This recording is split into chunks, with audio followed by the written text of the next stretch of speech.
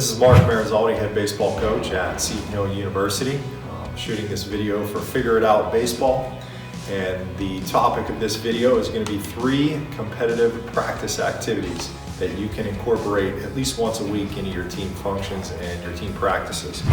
The first one is as simple as it gets, and that is tug of war. We use this activity about once every week or once every 2 weeks. You can set up tug of war however you want, depending on what it is that you want to achieve from your guys.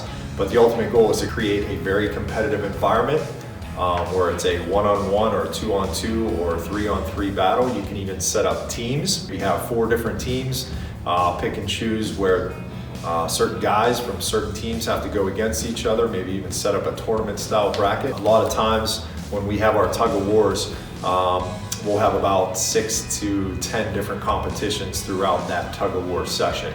It's something that I think relates directly to baseball, where on the mound you have your pitcher, in the batter's box you have your hitter, and it's a test of will, intelligence, and sometimes strength.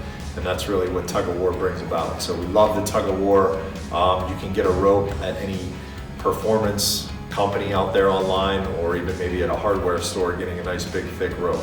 About 30 foot long is ideally what you want to have. And tug of war is a great activity. The second one is what we like to call our bunt game. Another very simple activity. You can do it indoors or outdoors. For the time of year that it is right now, we do ours indoors. So we will take a pitcher's mound, take a home plate, set it 60 feet away. We will line our pitchers up on one end of the gym, our hitters on another end of the gym, and we will go 1-on-1, pitcher versus hitter. The hitter has 2 pitches to get a bunt down. If it's a foul ball, he gets a second chance.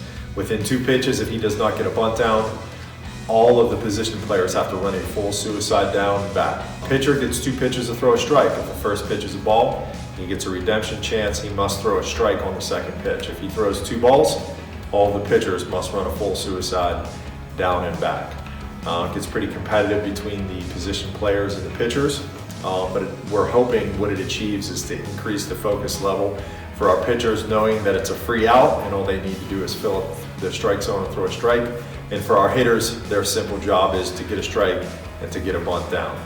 So it puts some pressure on those guys.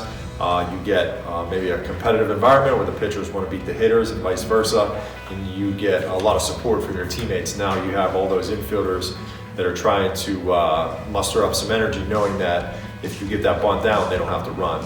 So just a simple bunt game. We try to get through. Every hitter gets 1 opportunity with a short pitching staff. Each pitcher ends up getting about 2 or 3 opportunities to throw a strike, 1 out of 2 pitches. So that's our bunt game. And the last activity that we work in once a week is what we like to call our Station Saturday or our Station Sunday.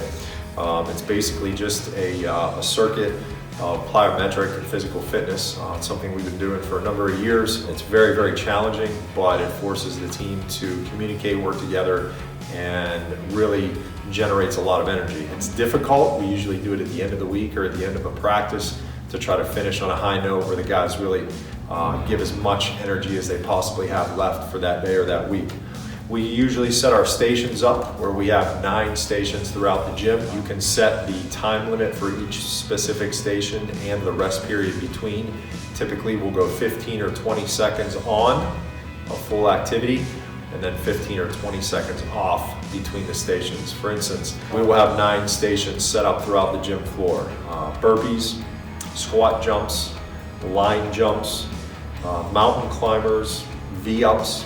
You can even have a station of push-ups, wall sits, Russian twists, medicine ball slams, spider lunges, pike ups, basically any type of plyometric or conditioning activity you can come up with. Oftentimes we'll have 9 stations, oftentimes we may go more than that and have 12 stations. It'll start, somebody has a watch, we have groups at each station, maybe 2 or 3 guys at each one of those.